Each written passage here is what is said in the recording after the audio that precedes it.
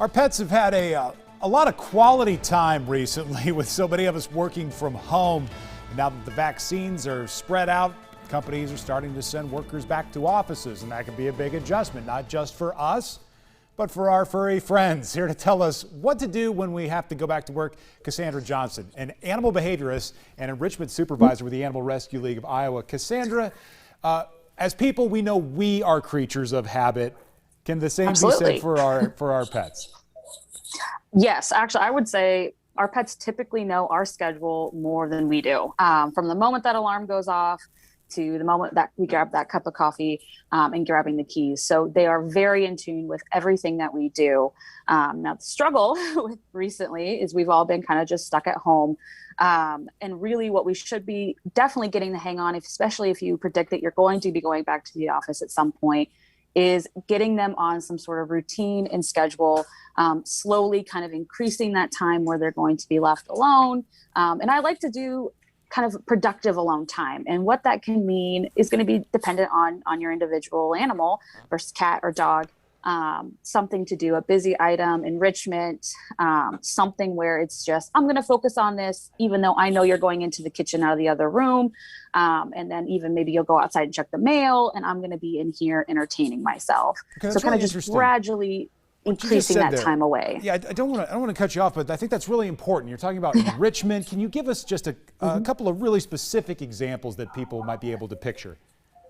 Absolutely. So enrichment, it can be anything that you can buy.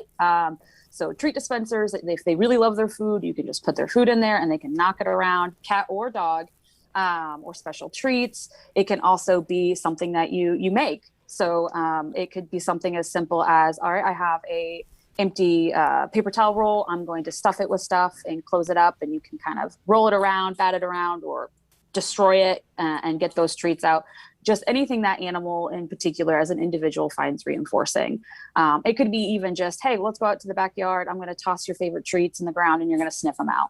So something to kind of keep them entertained and use that nose and use that brain. Yeah, just to make the alone time less lonely.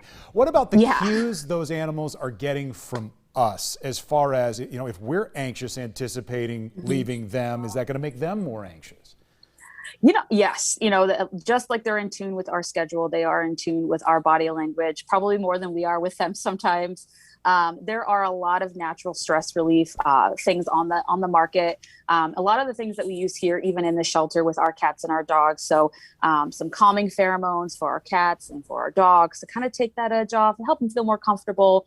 Again, they're all natural. And there's some calming chews, essential oils that are safe, pet safe, that can kind of help take some of that anxiety and that stress off a little bit. And of course, appropriate mental and physical exercise can alleviate a lot of stressors too, for both human and animal, just as long as it's appropriate for the individual animal.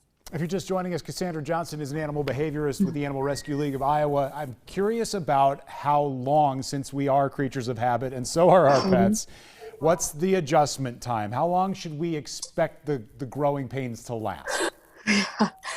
It really, that really depends on the individual animal. If your dog is more sensitive to change, expect that to be a little bit longer of a process.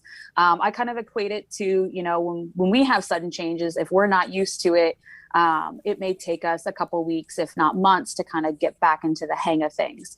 And if you are struggling, that's why we're here. So you can give us a call. You're not entirely sure what to do. Your dog's going to struggle when it comes to going back to work. Then we can at least walk you through it and give you some tips and tricks.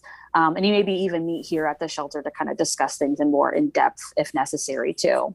Yeah, ARLiowa.org is the website, and thanks for reminding us that you folks are there with your expertise to help us. Yeah. And thanks thanks for getting my dog Paul Harvey through puppy kindergarten. We appreciate that. That was a big difference maker at our house. Cassandra Johnson joining us this afternoon. We're back with more right after this.